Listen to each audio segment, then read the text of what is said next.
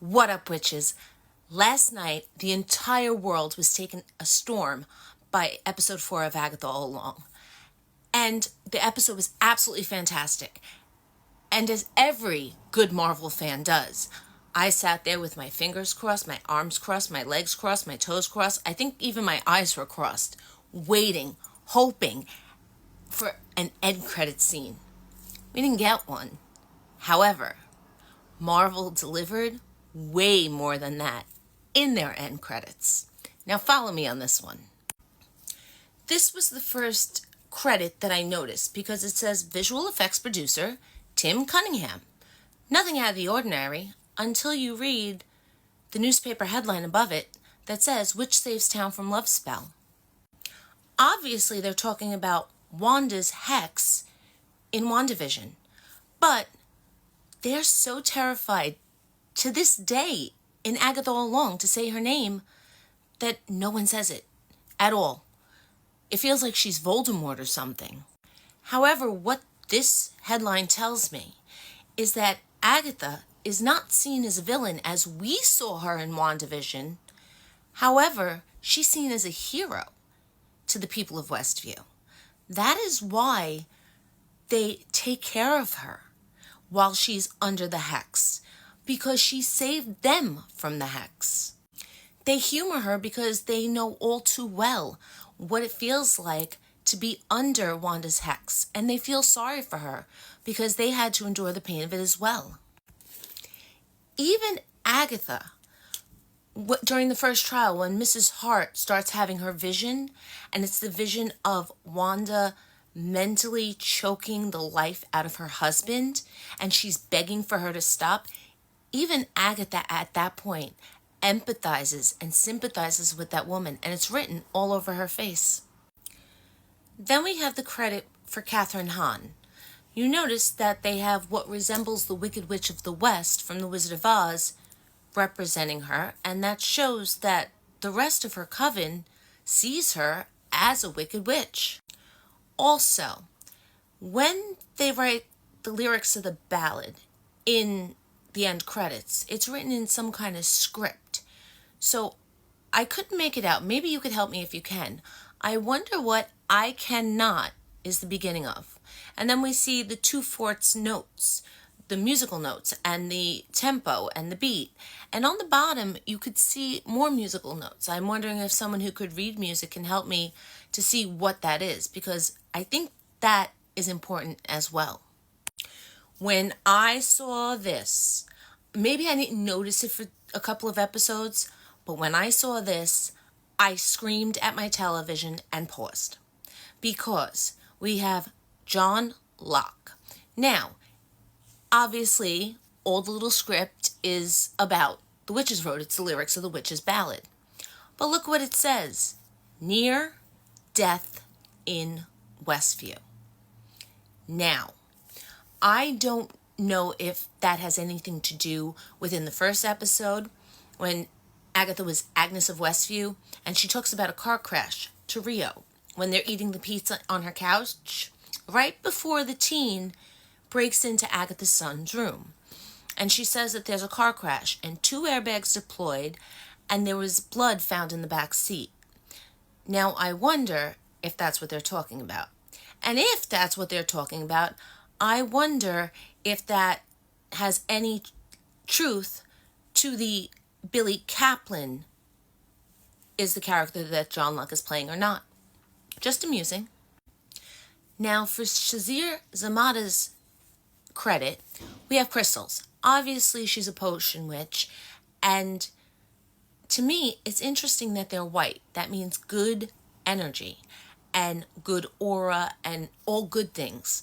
And even like when she's walking the Witch's Road, she's dressed in pale pink, which leads me to believe that she's a very good witch, as opposed to Agatha being always dark and dressed in dark, and you saw her credit. She was the Wicked Witch of the West. So if anybody knows any background on these specific crystals, please put it in the comments, because otherwise I'm just going to go look it up on Google. Now, I have 2 pictures of Ali Ann's credit. This one Obviously, we see the pentagram. Obviously, we see the 5 corners with the candles. Now, if you look above it, if you just look above it, it says, "Can you talk to the dead?" Can she talk to the dead? That's not something we've heard her do yet. Maybe it's coming. We'll see. And then obviously it zooms out and we still see the pentagram and things like that, and her name appears. But I cannot tell you how hard it was to try to read the other picture where it says, "Can you talk to the dead?" I had to stop, go back, stop, go back. Then I got my glasses. Then I went and stopped and went back. So it's these little hints that they're dropping in the credits instead of the end credits scene. The pentagram turns into Westview.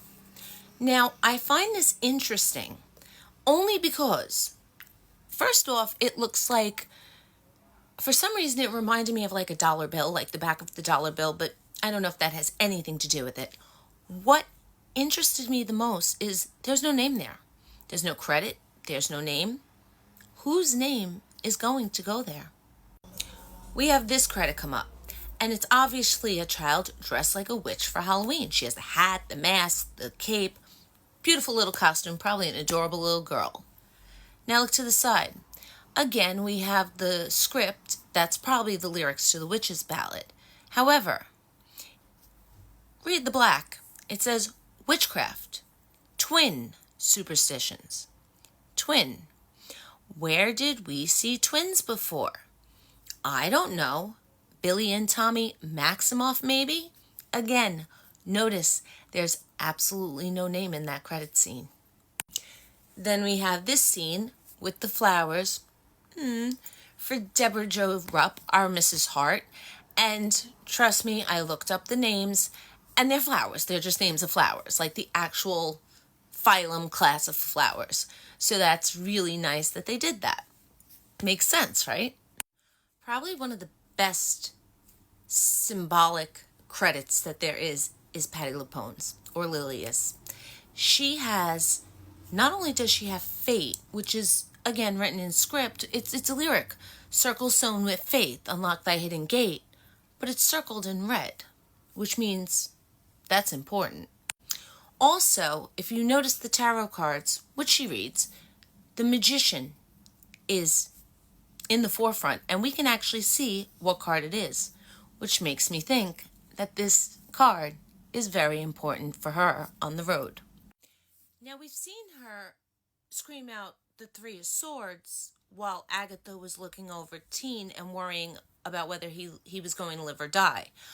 If you want to know the meaning behind that, go check out my recap video. I get into it. And so the Magician is basically the first card in tarot. It holds importance because the Magician has access to all 4 elements: earth, water, fire, and air. It stands for energy, power, and manifestation of one's desires. So she can manifest her desires, but it seems like her powers tend to glitch. The Magician symbolizes the meaning of the physical and spiritual world, as above, so below. Now, if you know tarot, cards when they're facing up mean one thing, and when they're upside down mean another. That's called reverse. Now, the Magician, when reversed, is very interesting. The Magician reversed is poor planning, manipulation, and untapped talents. Think back to Lilia's real Eastview life. She is basically a mind reader, a tarot card reader, a fortune teller, and she makes stuff up as she goes. She's not tapping into her talents, and she's manipulating people out of money, and her poor planning is leading to her being evicted. And lastly, we have Aubrey Plaza with a spider. Now, my question is that a black widow who kills their mate? Not sure. If anybody's familiar with spiders, please let me know. So these were just things I noticed during the end credit of episode 4 of Agatha All Along. Like if you liked the video, comment if you have anything to add, agree or disagree. And as always, follow me for more Agatha All Along content. Later, witches.